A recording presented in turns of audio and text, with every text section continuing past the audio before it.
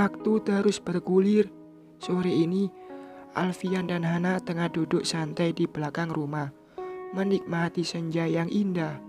Setelah hampir setengah hari membereskan rumah agar terlihat lebih rapi, Hana duduk dengan menyandarkan kepalanya di dada bidang suaminya.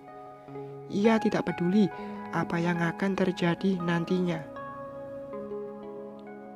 "Mas, kok aku tiba-tiba pengen makan bakso?" ucap Hana. "Ya udah, kita beli sekarang. Mumpung belum makan, belum malam," sahut Alfian. Keduanya pun beranjak masuk ke dalam dan segera bersiap-siap untuk pergi. "Mas, kita beli yang di depan sana aja ya," pinta Hana saat hendak masuk ke mobil. "Maksud kamu yang di pinggir jalan?" tanya Alfian. Sementara Hana hanya mengangguk. "Ya udah, ayo. Jalan saja ya, biar sehat." Alfian menggandeng tangan Hana. Keduanya pun beranjak pergi. Hanya butuh waktu 20 menit, kini mereka sudah tiba di warung bakso yang berada di pinggir jalan. Dengan segera, Alfian memesan 1 porsi mangkuk bakso. Setelah itu ia menunggu dan duduk di samping istrinya. 5 menit kemudian, pesanan datang. "Kok cuma 1 sih? Mas nggak ikut makan?" tanya Hana. "Aku makan di rumah aja. Masakan kamu kan masih ada. Udah, buruan dimakan," jelas Alfian. Sementara Hana hanya mengangguk dan mulai menyantap bakso yang ada di hadapannya. "Sambelnya jangan kebanyakan, nanti perut kamu sakit," ucap Alfian saat melihat Hana menuangkan 5 sendok sambal di baksonya. "Kalau nggak pedes nggak enak, Mas," sahut Hana. Setelahnya ia mulai menyantapnya. Alfian hanya menggelengkan kepalanya. Setelah selesai, Alfian segera membayarnya, lalu keduanya beranjak pergi. Saat ini, Alfian dan Hana tengah berjalan menuju rumah. "Mas, nanti mau anak laki-laki apa perempuan?" tanya Hana. "Laki-laki, perempuan sama saja. Yang penting lahirnya sehat, kamu juga sehat, biar kita sama-sama membesarkan anak kita nanti," jawab Alfian. Tangannya melingkar di pinggang sang istri. Sementara Hana tersenyum. Ia merasa bangga mempunyai suami seperti Alfian. Kini mereka sudah berada di rumah dan waktu saat ini menunjukkan pukul 9 malam. Keduanya sudah berada di dalam kamar. Bahkan Hana sudah merebahkan tubuhnya di atas ranjang. Sementara Alfian tengah duduk di sofa seraya memangku laptopnya. Ada beberapa pekerjaan yang harus ia selesaikan. "Mas," Hana memanggil suaminya yang masih sibuk dengan pekerjaannya. "Mas." Hana kembali memanggil suaminya yang masih fokus dengan benda di pangkuannya itu. "Iya sayang, ada apa?"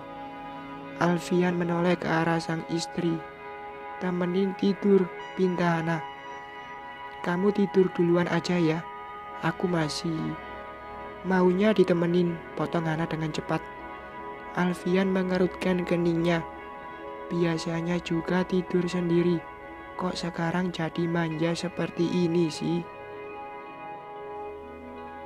"Biarin, sama suami sendiri juga," ucap Hana dengan bibir yang sedikit manyun. Hal itu membuat Alfian gemas. Akhirnya, pria beralis tebal itu memilih untuk mengalah. Alfian bangkit dan beranjak menuju ranjang. Setelah itu ia naik dan merebahkan tubuhnya di samping sang istri.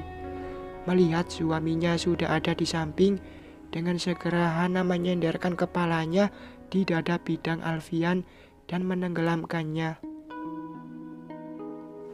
"Udah malam, ayo tidur." Alfian mengusap kepala Hana dengan lembut. "Mas juga tidur loh," ucap Hana. Tangannya melingkar di pinggang suaminya. "Iya, ayo tidur." Alfian terus mengusap kepala sang istri hingga keduanya sama-sama terlelap.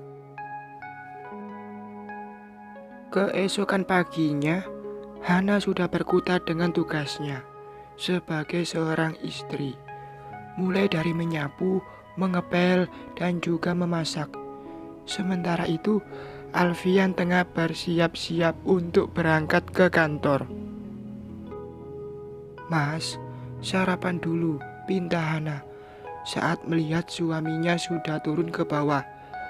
Dengan segera, Alfian melangkahkan kakinya menghampiri sang istri. "Masak apa nih? Kelihatannya enak," ucap Alfian seraya mencium pipi kanan istrinya. "Sarapan kesukaan emas." Hana menarik kursi untuk duduk suaminya. Setelah itu, ia mulai mengambilkan sarapan untuk sang suami.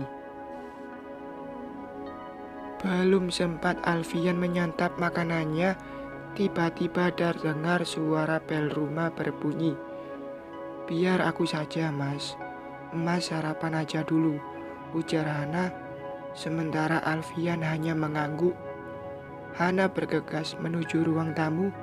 Setibanya di depan pintu, Hana segera membuka pintu tersebut. Setelah terbuka, Hana cukup terkejut saat tahu siapa yang bertamu ke rumahnya. "Kak, kamu dari mana kamu tahu rumah ini?" ucap Hana terpatah-patah. "Sayang, siapa yang datang?" teriak Alfian dari dalam. "Sebentar, Mas," balas Hana. "Sekarang kamu pergi dari sini.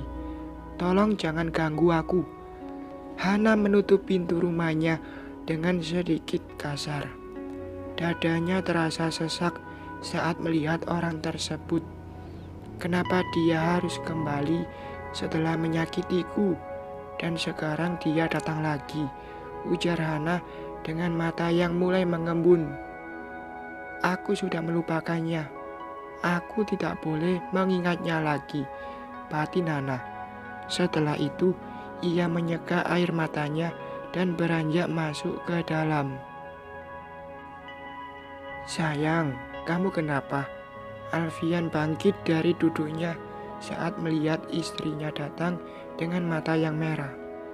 "Aku nggak apa-apa kok, Mas. Tadi cuma kelilipan aja," elaknya. "Beneran nggak apa-apa," sahut Alfian memastikan. Sementara Hana hanya mengangguk. "Ya udah, kamu minum dulu susunya. Tadi aku bikinin, biar dedeknya yang di sini sehat," ujar Alfian seraya menyodorkan segelas susu khusus untuk wanita hamil. Setelah itu tangannya bergerak mengelus perut rata Hana. "Terima kasih ya, Mas." Hana tersenyum seraya menerima susu tersebut lalu meneguknya. "Ya sudah, aku pergi ke kantor dulu ya. Kamu baik-baik di rumah," ujar Alfian. Seketika Hana terdiam.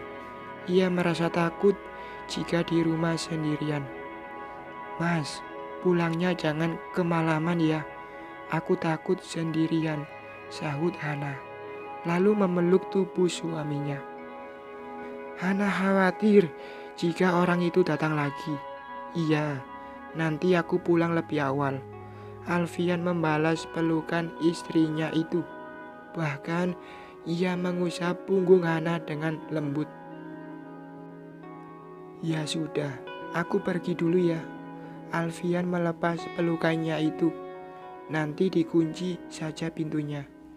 Oh ya, orang yang akan bekerja di sini baru akan datang besok. Jadi besok kamu tidak sendirian lagi," jelas Alfian. Sementara Hana hanya mengangguk. "Assalamualaikum." Alfian mencium kening istrinya. "Waalaikumsalam. Hati-hati ya, Mas." Hana mencium punggung tangan istrinya, suaminya itu. Setelah itu, Alfian beranjak keluar rumah dengan diikuti oleh istrinya itu. Setelah masuk ke mobil, Alfian melajukan dengan kecepatan sedang. Hana masih memandangi mobil suaminya yang sudah melesat membelah jalanan. Setelah itu, Hana memutuskan untuk masuk ke dalam rumah. Setibanya di dalam, Hana langsung membereskan meja makan yang masih berantakan. Piring dan gelas kotor segera Hana bawa ke dapur. Setelah itu, ia langsung mencucinya. Urusan dapur sudah beres. Hana beranjak ke depan. Ia segera mengunci pintu gerbang dan pintu utama rumah. Di kantor, Alfian nampak sibuk dengan pekerjaannya. Matanya terus memandang layar komputer di depannya, sementara jemarinya bergerak lincah di papan keyboard. Sesekali, Alfian melirik arloji di pergelangan tangannya. Makan siang nanti, Alfian akan pulang terlebih dahulu. Entah kenapa, ia merasa tidak tenang sejak tadi pagi. Hana, semoga kamu baik-baik saja. Kenapa pikiranku tidak tenang begini? Gumam Alfian. Alfian mengendurkan dasinya yang terasa mencekat, lalu melipat lengan kemejanya. Setelah itu, ia kembali melanjutkan pekerjaannya. Masih ada 2 jam lagi dan pekerjaannya itu harus sudah selesai. Agar pikirannya sedikit tenang, tiba-tiba saja pintu ruangan terbuka. Terlihat seorang wanita dengan balutan dress pendek berjalan masuk ke dalam. Alfian melirik sekilas, lalu kembali fokus pada pekerjaannya. Ada apa kamu ke sini? Aku kangen sama kamu, Mas. Raisa berjalan menghampiri Alfian dan berdiri di sebelahnya. Tangannya bergerak menyentuh punggung pria di sampingnya itu. Raisa, bisa lepas enggak? Aku lagi kerja. Alfian menepis tangan Raisa. Hal itu membuat wanita yang statusnya masih istrinya merasa kesal. Mas, gak akan nyerahin aku kan? Tanya Raisa. Ia sangat berharap semoga Alfian mengurungkan niatnya untuk tidak menggugat cerai dirinya. Keputusanku sudah bulat, jadi aku harap kamu bisa mengerti dan kamu tidak perlu khawatir. Rumah itu akan tetap menjadi milikmu. Jelas Alfian. Ia menghela nafas kasar. Ia merasa kesal dengan kehadiran Raisa.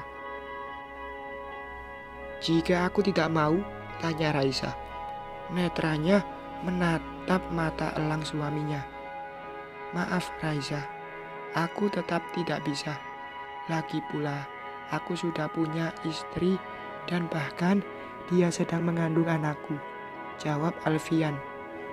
Aku juga sedang hamil, Mas. Apa kamu tidak kasihan denganku? Sahut Raisa. Matanya sudah berembun. Alfian mengembuskan nafasnya. Aku tidak yakin jika itu anakku. Apa perlu aku jelaskan lagi? Jika aku tidak menyentuhmu selama 5 bulan. Jadi, jika kamu hamil, itu bukan anakku. Mas, lihat ini. Raisa menyodorkan ponselnya. Alfian mengambil ponsel istrinya itu lalu melihat apa yang Raisa perlihatkan. Seketika mata Alfian membulat sempurna saat melihat foto dirinya dan Raisa yang berada di atas ranjang. Tubuh keduanya hanya dibalut dengan selimut. Terlihat jika Alfian masih terlelap, sementara Raisa menyandarkan kepalanya di dada bidang suaminya. Ini pasti hanya rekayasa kamu kan? Ini hanya jebakan agar aku membatalkan perceraian kita, iya kan? Teriak Alfian. Ia yakin jika itu hanya akal-akalan Raisa saja. Terserah kamu mau percaya atau tidak. Jika Hana melihatnya, dia pasti akan marah. Raisa menatap wajah suaminya yang nampak kesal. Raisa, jangan berani-beraninya kamu mengganggu Hana. Dia tidak ada hubungannya dengan masalah kita, teriak Alfian. Matanya menatap tajam wanita yang kini berdiri di hadapannya itu. Jelas dia ada hubungannya karena gara-gara pembantu yang tidak tahu diri itu, pernikahan kita terancam. Apa ini yang kamu inginkan, Mas? Teriak Raisa. Ia mulai tersulut emosi. Kamu yang memulainya. Jika kamu tidak mendahuluinya, semua ini tidak akan pernah terjadi. Mengerti? Ungkap Alfian dengan dada naik turun menahan amarahnya. Kalau pernikahan kita hancur, maka pernikahan kamu dengan dia juga harus hancur. Aku tidak mau kamu bahagia di atas penderitaanku, jerit Raisa. Hal tersebut membuat Alfian semakin benci pada wanitanya itu. Pernikahan kita sudah hancur sejak kamu berselingkuh dengan Ferdi, sahut Alfian dengan tenang. Hening, Raisa diam setelah mendengar hal itu. Alfian berharap semoga istrinya itu bisa sadar dengan apa yang telah dia lakukan. Semuanya yang Raisa lakukan adalah salah. Raisa, lebih baik sekarang kamu keluar. Aku tidak mau berdebat lagi denganmu, pinta Alfian. Aku akan keluar, tapi kamu harus janji tidak akan menceraikan aku, sahut Raisa. Raisa, keputusanku sudah bulat, kita akan tetap bercerai, bentak Alfian. Pria beralis tebal itu sudah hilang kesabarannya. Baik, jika itu keputusanmu, kamu akan menyesal. Raisa beranjak pergi dengan air mata yang sudah menetes. Alfian mengembuskan nafasnya dengan dada yang masih naik turun. Alfian mengusap wajahnya dengan kasar. Raisa begitu keras kepala. Dia yang sudah memulainya, dia juga yang sudah menyakiti Alfian. Namun, kenapa seolah-olah Raisa yang tersakiti?